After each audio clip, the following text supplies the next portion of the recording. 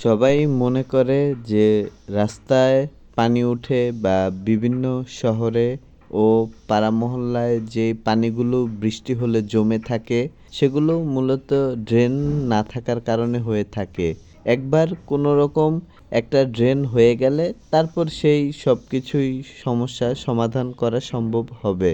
বিশেষ করে মানুষের চিকিৎসা নিতে গেলে বা শিক্ষা কার্যক্রমে গেলে এছাড়াও দৈনন্দিন যেই চাকরির ব্যবসার জন্য বিভিন্ন কারণে মানুষের যাতায়াত করতে অসুবিধা হয়ে থাকে রাস্তায় পানি জমার কারণে বা বিভিন্ন কারণে পানি ওই শহরে ঢুকে পড়ার জন্য। তো সেজন্য সবাই একটা ড্রেনের অপেক্ষা করে যে একটা ড্রেন হয়ে গেলে সবসময় পানি সেটা নিচে নেমে যাবে, তখন আর কারো মাথা ঘামবে না দুশ্চিন্তা করে। তো এটা তো সবাই জানে যে কতটুক গাড়ি ভাড়া বৃদ্ধি পায়।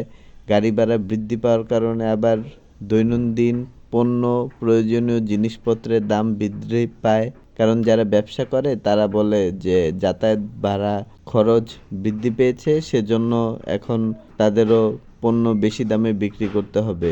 তো একটা ড্রেন বা একটা রাস্তা বা একটা ব্যবস্থাপনা এটা সবার কাছেই একেবারে প্রত্যাশা বা স্বপ্নের মতো, যে সেটা হয়ে গেলে আর কোনো ধরনের সমস্যা থাকবে না।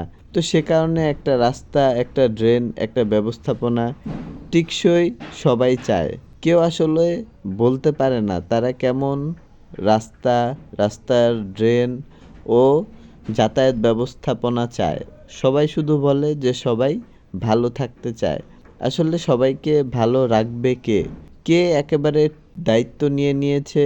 কে একেবারে ঠিকা নিয়ে নিয়েছে?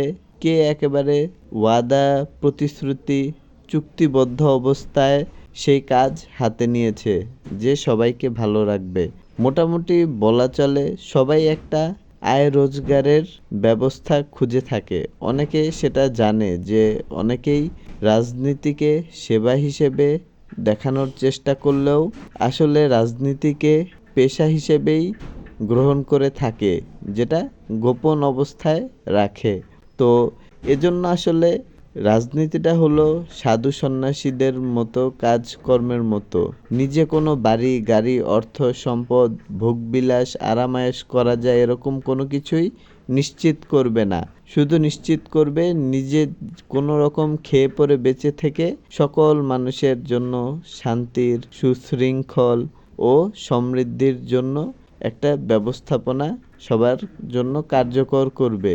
তো রাজনীতিটা করে অনেকে বাড়ি করে, গাড়ি করে, অর্থ সম্পদ করে, নিজের একটা নিশ্চিত ভবিষ্যৎ গঠন করে।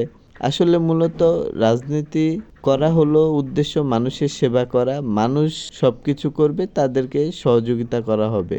মানে যে রাজনীতিতে আসবে সে ত্যাগ করবে নিজের সব সুখ, আরাম, আয়েশ, অর্থ সম্পদ, বাড়ি গাড়ির ইচ্ছা সব কিছু।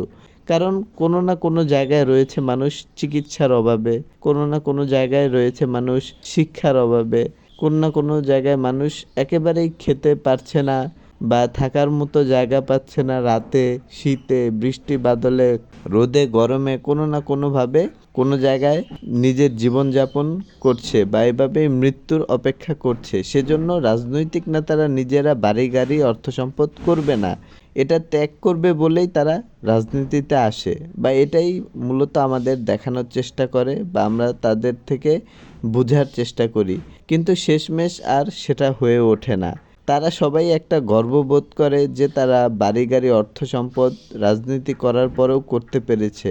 রাজনীতি করলে কিন্তু চাকরি ব্যবসা করা উচিত নয়, তাহলে মানুষের সেবা করার সময় পাওয়া যায় না। কিন্তু অনেকে রাজনীতিতে এসে চাকরি করে, ব্যবসা করে, নিজের বাড়ি গাড়ি অর্থ সম্পদ বিদেশে শিক্ষা চিকিৎসার সব ব্যবস্থা করে, কিন্তু দেশের শিক্ষা চিকিৎসা উন্নত হয় না। একেবারে অনেক বছর রাজনীতি সে করার পরেও সে বিদেশে শিক্ষা চিকিৎসার জন্য যায়, তার সন্তানকে পাঠায়।